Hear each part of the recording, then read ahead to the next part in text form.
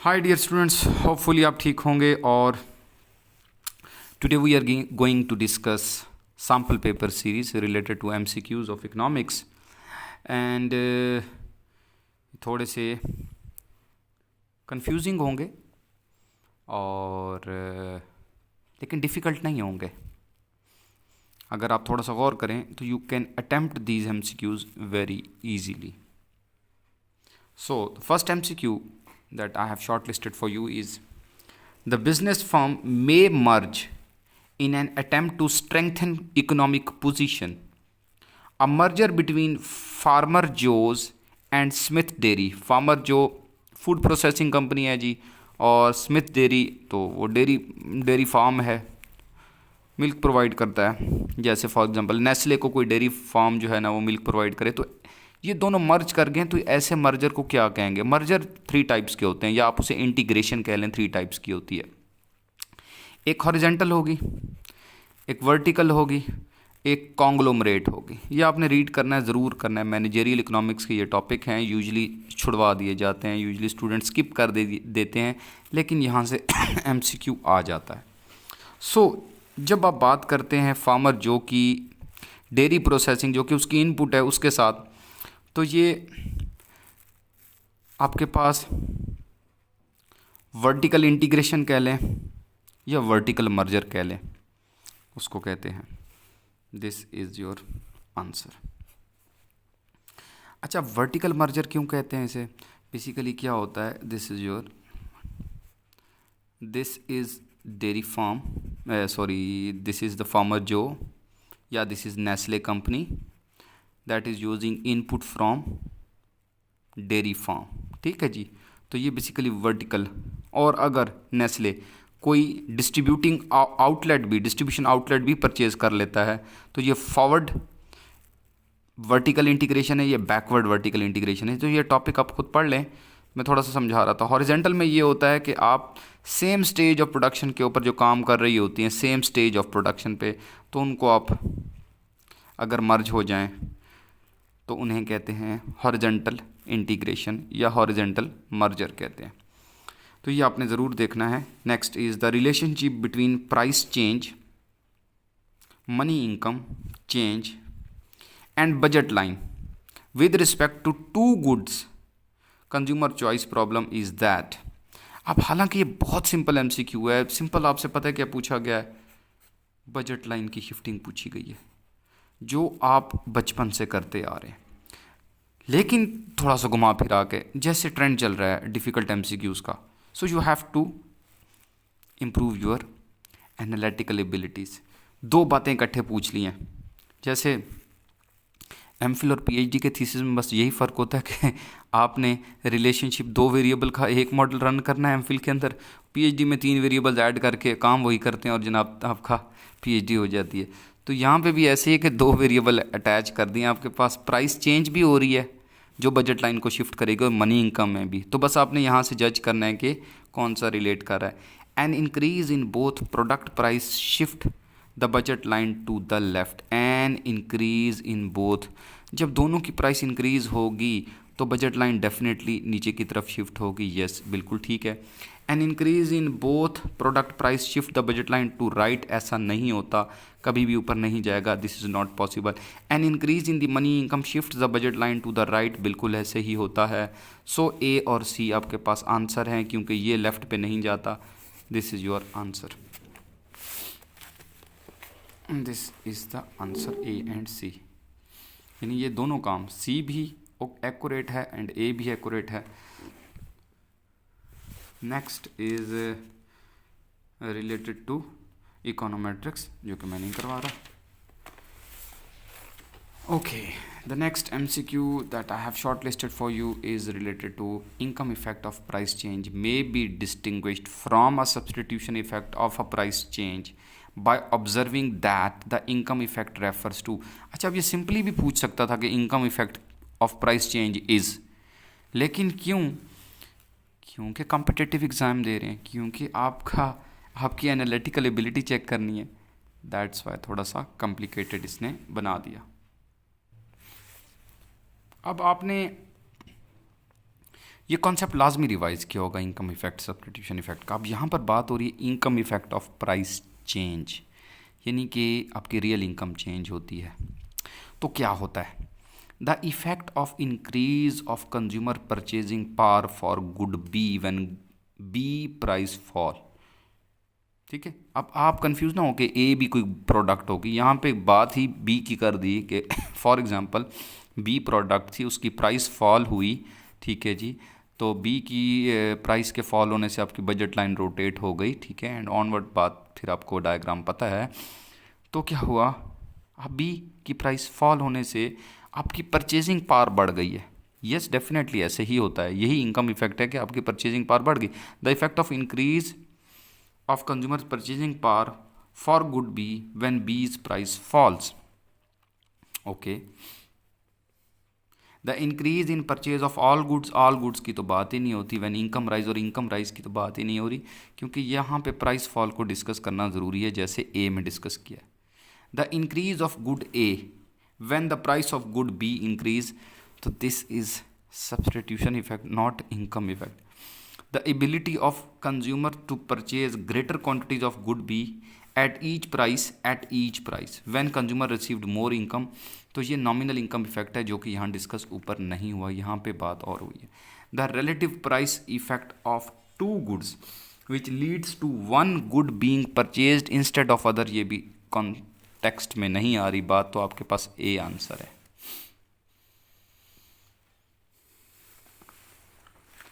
Next, in a free trade world in which no restriction exist, international trade will lead to free trade है, no restriction, reduce real living standard, decrease efficiency, reduce real output, increase efficiency, decrease productivity. So अब आप देखें, reduce free trade, reduce living standard, no, decrease efficiency, no, efficiency increase होती है। WTO तो यही कहता है ना कि आप फ्री ट्रेड करें, एफिशिएंट होंगे आपके। Reduce real output, no, increase efficiency, yes, decrease productivity, no. So D is the answer. एक इजी सा MCQ है, 75 नंबर, ये हम मेरे पास है। तो the marginal rate of substitution for two goods can be obtained by, the margin rate of substitution for two goods can be obtained from the slope of demand curve, no, the slope of indifference curve, yes, the slope of the indifference curve. Next, the firm's total labor cost when 6 workers are employed is 580. When 7 workers are employed, the total labor cost is 700. 120 is called marginal cost. C is the answer.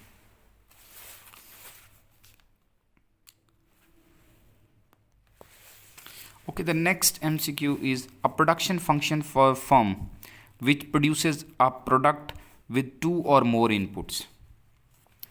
A production function, simple सी बात है, मसला ये है कि आपको tension देनी है, और टेंशन देनी है थोड़ा सा कंफ्यूजिंग MCQ बना के। अब प्रोडक्शन फंक्शन इज़, अब यूँ भी तो पूछा जा सकता था ना, नहीं, the production function of a firm which produces a product with 2 or more inputs.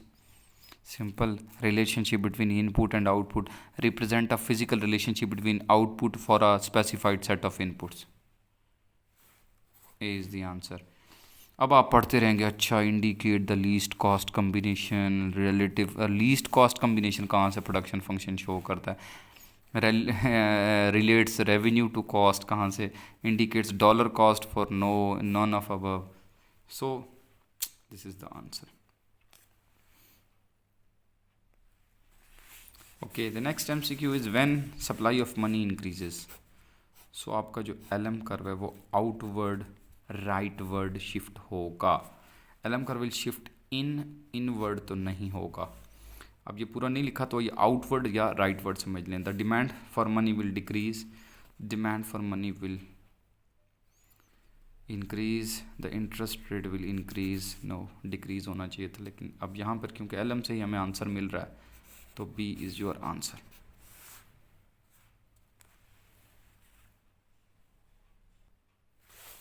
Next is a very easy MCQ. The accelerator principle would indicate investment increase when the rate of growth of output increase, yes. Investment decrease when the rate of growth of output increase, no. Investment doesn't change, no. Investment increase when the rate of growth of output decrease, no. So A was the option that was given there. I have discussed it. Investment increase when the rate of growth of output increase, A is the right option.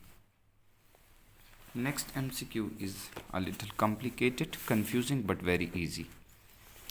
If a person's MPS is 1/3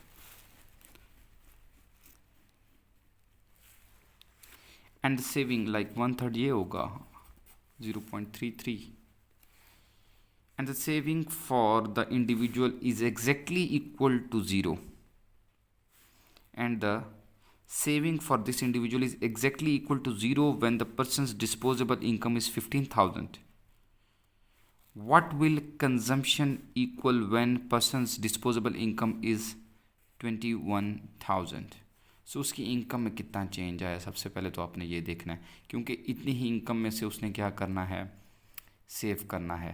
और save किस rate से करना है, इस rate से करना है. So income में जो चेंज है वो है 6,000, उसमें से इतना तो सेव हो जाएगा, बाकी वुड बी योर कंजम्पशन. अब ये बहुत मज़े का MCQ है. 90% स्टूडेंट कन्फ्यूज़ हो जाएंगे, बाकी 5% इर्द गिर्द देखेंगे, 2% अटैम्प्ट करेंगे, जो बाकी 3% हैं वो पानी पीने चले जाएंगे. तो आंसर आपका बी है.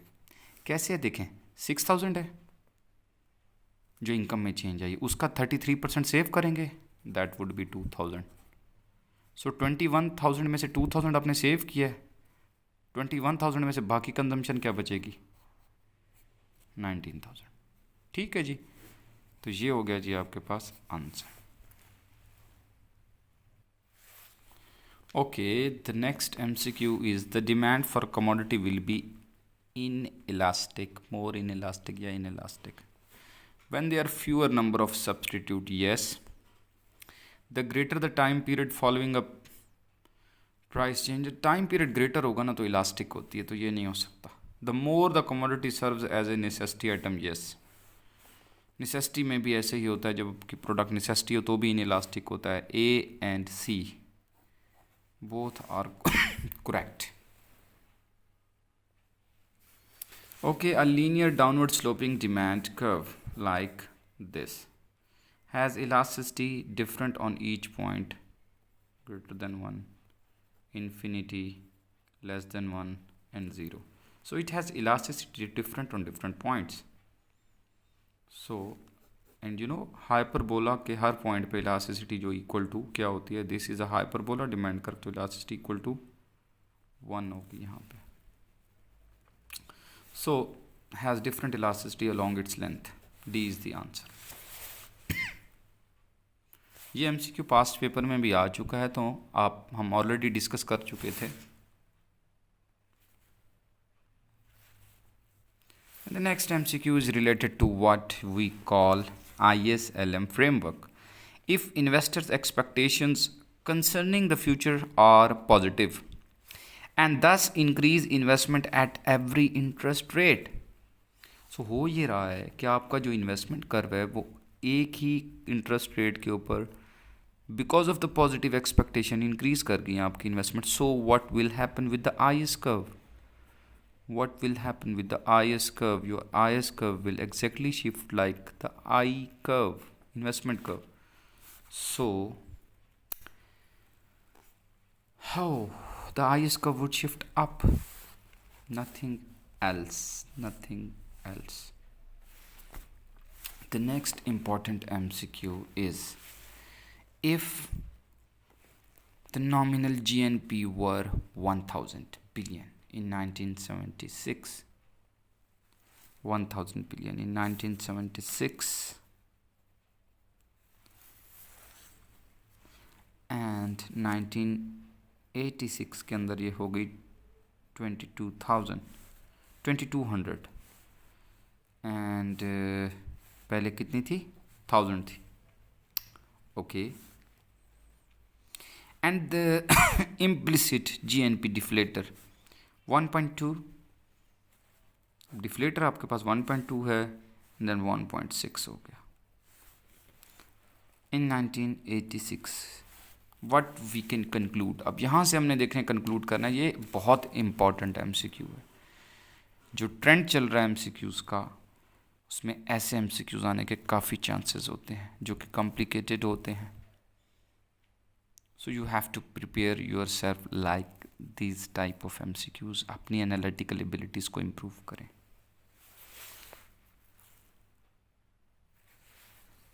सो अब यहाँ पर थोड़ा सा गौर से देखना है आपने। 1.22 से आपका इन्फ्लेशन इंडेक्स 1.66 हो गया। सबसे पहले तो आप क्या करें, इन्फ्लेशन रेट निकाल लें। अब ये जो 1.22 से 1.6 गया है आपका इंडेक्स, ये 33% चेंज है। कैसे पता चलती है? Current minus previous divided by previous multiply by 100, this will give you the change. For every change you can use this formula, current minus previous divided by previous. So this is also current minus previous divided by previous multiplied by 100, you will get the change. Okay, अब यहाँ पर change आपको नज़र आ रहा है more than 100% है, 1000 का double 2000 उससे भी ज़्यादा, तो ये एक बात ये जहन में आ गई। यहाँ 33%, ये दो चीज़ें मैंने क्यों निकाली हैं, क्योंकि मुझे ऑप्शंस आगे नज़र आ रही हैं। वो कहता है कि आपकी नॉमिनल जीएनपी कितनी इंक्रीज़ हुई, 80%, नहीं, इट इज़ मोर देन 100%, इसलिए मैंने आपको बताया। तो ये ऑप्शन नहीं है। Price level increase by 25%, no, 33% हुआ है, ये ऑप्शन भी गई। Price level fell between this, ये ऑप्शन भी नहीं है क्योंकि इन्फ्लेशन हुआ है, ये तो नहीं हो सकता। अब कंफ्यूजिंग ऑप्शन आपके पास हैं, तो this one and this one. Real GNP increased by approximately 542 billion from 1976 to 1986। Real GNP increased bye,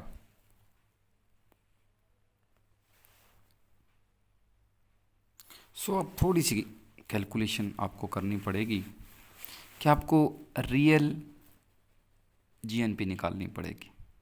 उसके लिए आप क्या करेंगे, 1000 डिवाइडेड बाय 102, नहीं 1.2, nominal GDP divided by GDP deflator, और फिर 2200 डिवाइडेड बाय 1.6 करेंगे। आपके पास 1976 और 1986 की रियल जीएनपी निकल आएगी। दोनों का डिफरेंस देखें, दैट वुड बी, परसेंटेज में अगर आप देखें तो तकरीबन जो है वो निकलता है, मैंने निकाली है 65% चेंज है। सो ये ऑप्शन नहीं हो सकती, ये 35% चेंज है। सो अगर आप आंसर निकालें इसका और इसका, तो वो निकलेगा 833 और 1375। सो जो ये चेंज है वो 542 की है। A is your answer. ऐसा एमसीक्यू भी आ सकता है। यहाँ पे दो बातें पूछी गई थी, कोई एक बात भी पूछी जा सकती है। बात तो ये है कि आपने अपनी जो एबिलिटीज़ हैं इस तरह की चीज़ों को जज करने की, वो इम्प्रूव करनी है। Next MCQ is when GNP is 500, consumption expenditures are 300 billion, what is your MPC. ये सिंपल सा एमसीक्यू है। 500 में से अगर आप 300 स्पेंड करते हैं, इसका मतलब है 1000 में से आप 600 स्पेंड करते हैं। Quick math, 0.6 is your MPC.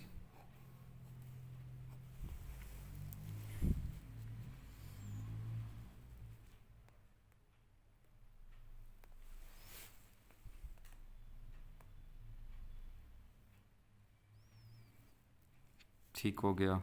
MPS is 0.4, no, the multiplier is 2.5,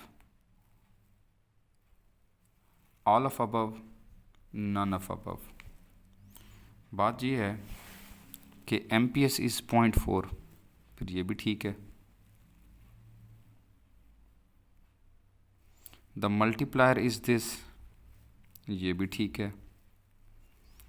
तो इसका मतलब ये हुआ कि अगर MPC को हम 1/1 माइनस 0.6 करते हैं तो हमारे पास आंसर आता है 0.4। ये तो 2.5 आ गया। अब यहाँ पर ये आ गया है 500 बिलियन है, कंजम्पशन एक्सपेंडिचर्स आर 300 बिलियन। तो इससे हम क्या जज कर रहे हैं?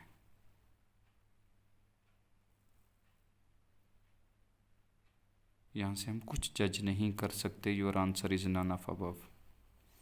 रीज़न ये है कि MPC तो हम तब लें ना जब हमारे पास डिस्पोजेबल इनकम की बात हो रही हो, ये GNP की बात हुई है, कंजम्पशन एक्सपेंडिचर भी नेशनल है। So you can't use this information, ठीक है। सो दैट्स वाई, क्योंकि यहाँ पे GNP और कंजम्पशन एक्सपेंडिचर की बात हुई है। आप डिफ़र कर सकते हैं, इसको आप चेक कर लीजिएगा। या तो ये तीनों बातें ठीक हैं and we will go with this D, but क्योंकि मैं डिफ़र इसलिए कर रहा हूँ कि यहाँ पर GNP की बात हुई और कंजम्पशन एक्सपेंडिचर की बात हुई है, एक इंडिविजुअल की बात नहीं हो रही। That's why none of above would be the answer.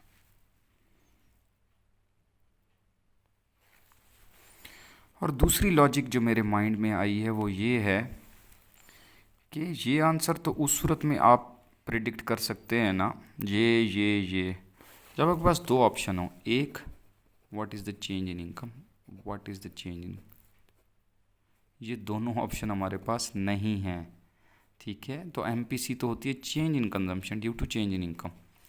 सो ये तो C है, ये G है, ये तो आपको सिंपल C/Y दे रहा है ना। This is not MPC। सो आप इस इंफॉर्मेशन से ये नहीं निकाल सकते। सो आई 100% strongly go with the E, ये नहीं हो सकता।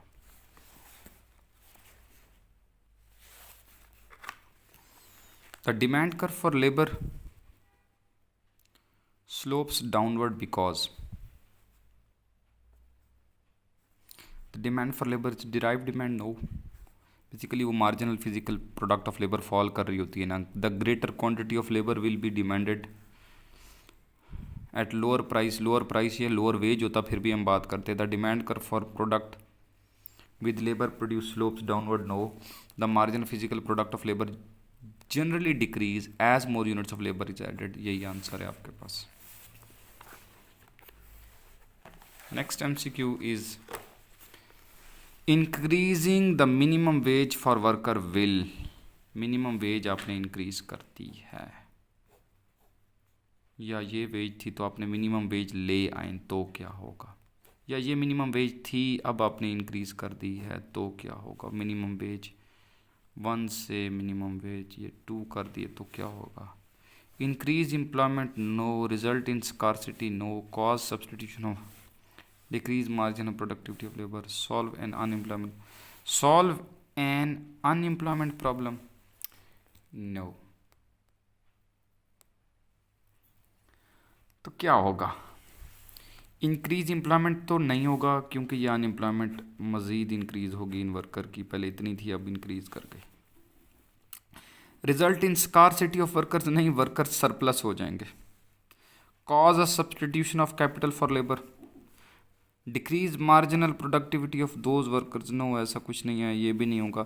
अब यही ऑप्शन बचती है, cause of substitution of capital for labour, क्योंकि देखें पहले ही मिनिमम वेज ज़्यादा थी, अब आपने वेज और इंक्रीज कर दी, कॉस्ट ऑफ प्रोडक्शन इंक्रीज कर जाएगी, cost of labour has increase, तो आप क्या करेंगे, कैपिटल इंटेंसिव टेक्नोलॉजी की तरफ जाएंगे। C is your option. Basically Laffer curve जो है वो शो करता है relationship between the tax rate and the revenue। सो रेवेन्यू एक हद तक इंक्रीज़ होता है जब आप टैक्स रेट को इंक्रीज़ करते हैं। This is the tax rate, optimal tax rate. इससे अगर आप टैक्स रेट आगे बढ़ाते हैं तो रेवेन्यू फॉल करना शुरू कर देता है further.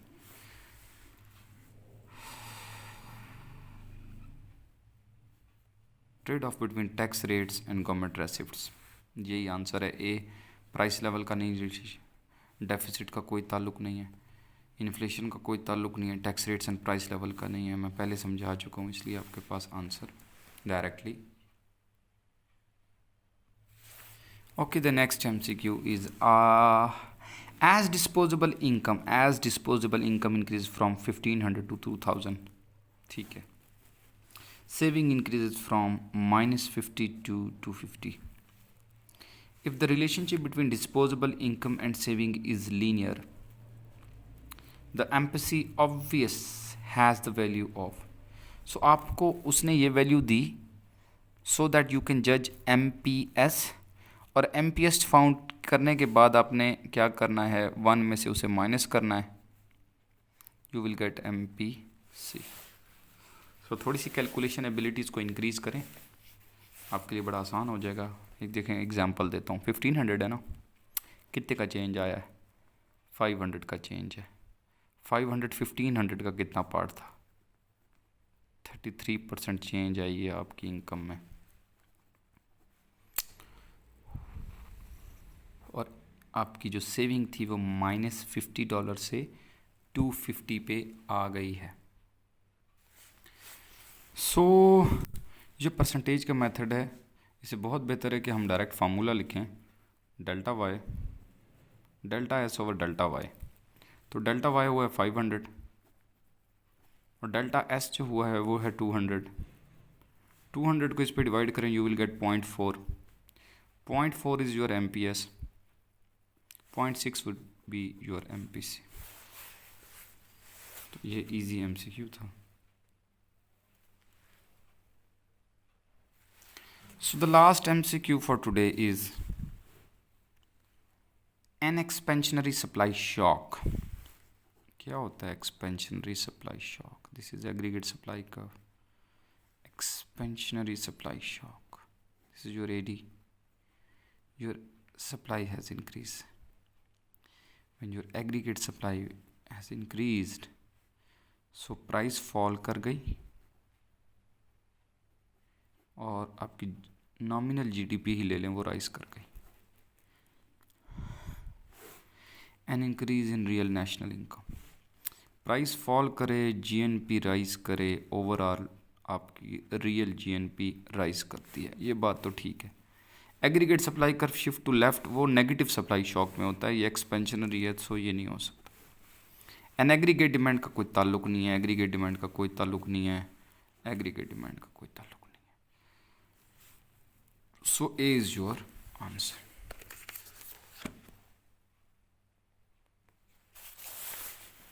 Thanks for watching. Thanks for subscription. Thanks for your patience. Like it. Subscribe it if you have not subscribed it yet. Share with your friends because sharing is caring. Tata. Bye bye.